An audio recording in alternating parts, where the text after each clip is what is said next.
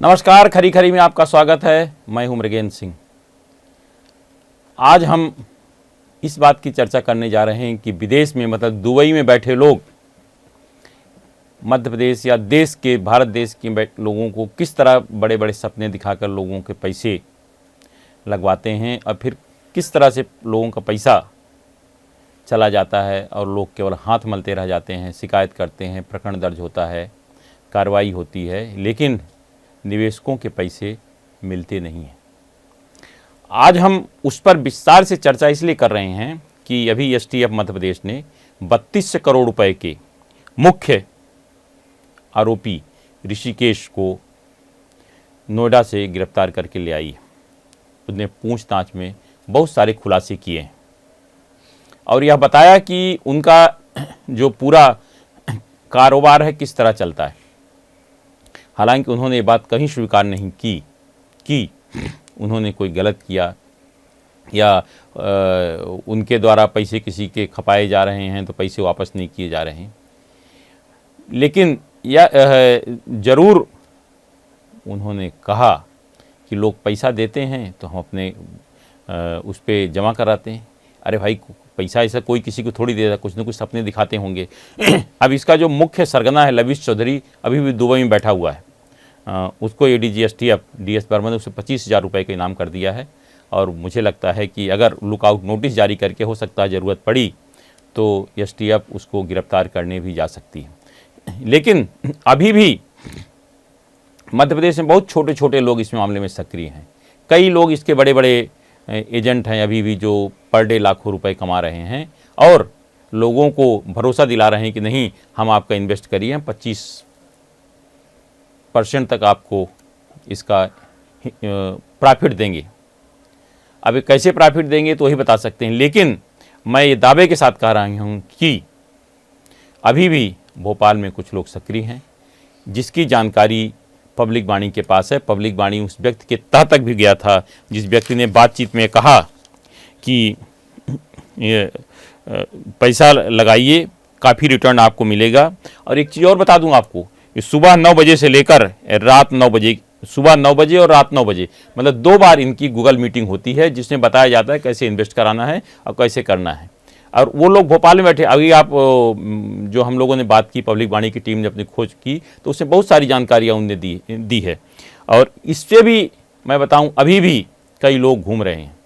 जो हमारी जानकारी है, भेल क्षेत्र में एक अधिकारी है, अभी तो एक की जानकारी आई, हो सकता है और लोग भी हों जो लोगों को लाखों इन्वेस्ट करा चुके हैं, लेकिन लोग सामने नहीं आ रहे कि इसलिए सबके हो सकता है कि नंबर 2 का पैसा हो या नहीं। लेकिन बहुत सारी जानकारियाँ पब्लिक वाणी के पास है जिसको भी अगर खुलासा किया जाएगा, लेकिन पब्लिक वाणी तभी खुलासा करेगा जब वहाँ की तह तक पहुँच जाएगा वास्तव में सही बात, क्योंकि अपना उद्देश्य कहीं किसी को जबरन बदनाम करने का नहीं है। लेकिन जिस तरह से कुछ लोगों की हमने जो जानकारी जुटाई है, मतलब पब्लिक वाणी की टीम ने, जिस तरह से उनकी लिविंग जो उनका रहने का, खाने का तरीका है, बताता है कि कहीं ना कहीं से नंबर 2 की कमाई ज़रूर है। नहीं तो एक छोटे से कर्मचारी 4-4 गाड़ी कहाँ से गाड़ी बुक कराएं और फिर उसको ख़रीदते नहीं है किसी न किसी कारण बस। मैं बताऊं, कई ऐसे लोग हैं जो कि जब एसटीएफ ने कार्रवाई की तो उसके बाद गाड़ी बुक कराई थी और फिर उनने पैसा बुकिंग को वापस ले लिया। मतलब अभी भी इस मामले में काम चल रहा है। मुझे लगता है एसटीएफ की टीम, जो नए एडीजी एसटीएफ डीएस वर्मा से जब पब्लिक वाणी ने इस मामले में बातचीत की तो उन्होंने साफ शब्दों में कहा है कि उनके पास जानकारी है, उनकी टीम लगी हुई है, जो एक विशेष टीम जांच के लिए बनाई वो भी जांच कर रही है और जो भी दोषी होगा, जितनी भी जानकारी आएगी उसमें आगे कार्रवाई होगी, लेकिन किसी दोषी को छोड़ा नहीं जाएगा। हाँ, उन्होंने पब्लिक वाणी से बातचीत में यह बात भी कही है या कही एक लोगों से अपील की है कि अगर किसी ने इस मामले में पैसा लगाया हो किसी भी कंपनी में, फ्रॉड कंपनी में, तो अगर उनके पास जानकारी है तो जाएँ एसटीएफ पूरे मामले की जानकारी इकट्ठा करेगी। अगर कोई दोषी है तो उनके खिलाफ जरूर कार्रवाई की जाएगी। अब जो इस मामले में जो ऋषिकेश को गिरफ्तार किया है, ये मामला पूरा इंदौर एसटीएफ ने प्रकरण दर्ज किया था जिसमें ईशान सलूजा ने 20 लाख रुपए लगाए थे, एक व्यक्ति ने और 8,000 लगाए थे। उसमें एसटीएफ ने प्रकरण दर्ज किया था, 17 लोगों को आरोपी बनाया था। उसमें कुछ की गिरफ्तारी हो गई है, कुछ अभी इन्वेस्टिगेशन में हैं। इन्वेस्टिगेशन में इसलिए कि उनके खिलाफ अभी साक्ष्य नहीं मिले हैं, लेकिन अभी फाइल बंद नहीं हुई है। अगर साक्ष्य मिलेंगे तो कार्रवाई होगी। यह बात एडीजी एसटीएफ ने साफ तौर पर पब्लिक वाणी से बातचीत में कहा है कि चाहे कोई कितना भी प्रभावी आदमी हो, यदि गलत किया है तो उसको छोड़ा नहीं जाएगा। अब इस मामले में जो 32 करोड़ लोगों के इसमें जमा कराए थे, जिसका कि ऋषिकेश को गिरफ्तार किया है, तो उसमें जनवरी 2023 से अगस्त 2025 के बीच 2062 करोड़ रुपए खाते में जमा कराए थे।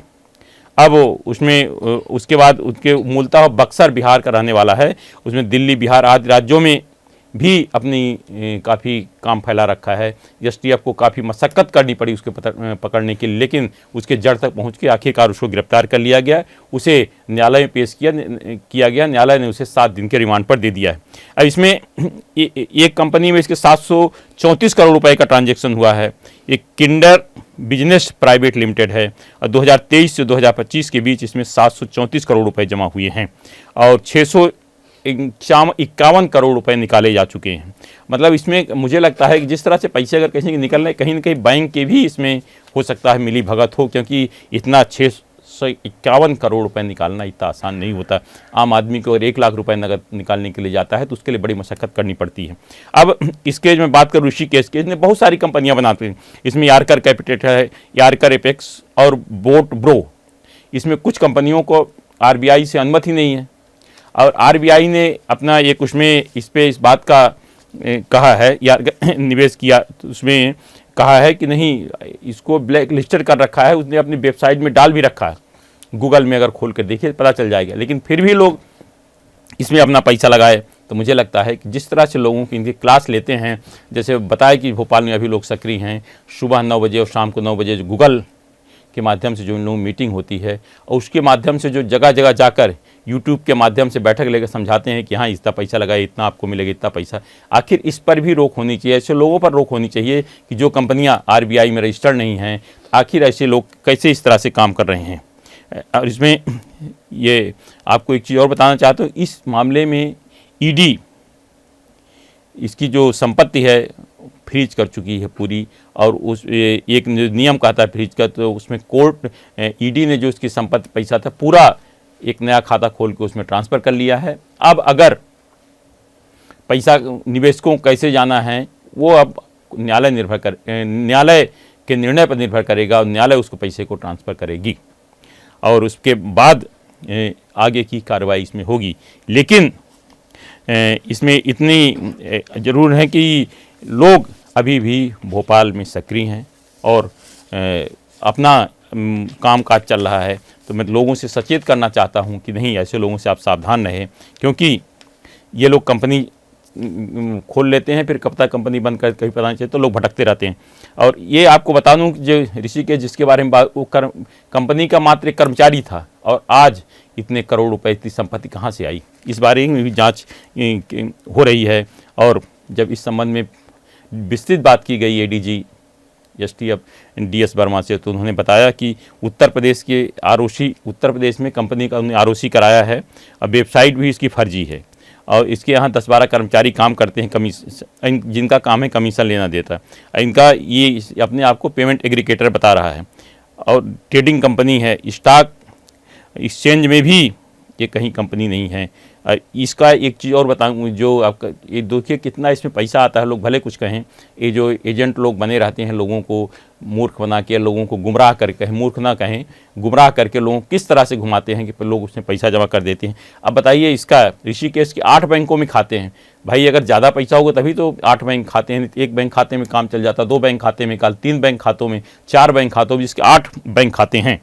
और जिसमें यारकर कैपिटल के बारे में आरबीआई ने भी सचेत किया है और कई बार लेकिन लोग पैसा इसमें लगातार जमा कर रहे हैं। इस तरह की फर्जी कंपनियां भोपाल में और कई हैं जो लोगों को ठग रही हैं।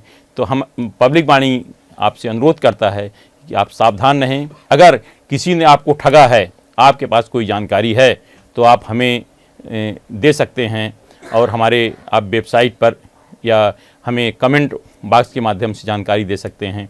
इतना ज़रूर मैं कह सकता हूं कि आपकी जानकारी पूरी गोपनीय रखिए, किसी को बताया नहीं जाएगा। अगर आप हमको जानकारी नहीं बताना चाहते हैं तो आप एसटीएफ कार्यालय जाकर दे सकते हैं, एसटीएफ किसी अधिकारी को दे सकते हैं, एसटीएफ एसपी को दे सकते हैं, एडीजी एसटीएफ को दे सकते हैं, क्योंकि खुद एडीजी एसटीएफ डीएस वर्मा ने कहा है कि लोग परेशान ना हो, अगर किसी का पैसा इस तरह गया है या कोई उनको ठग रहा है तो उसकी ज़रूर जानकारी दें।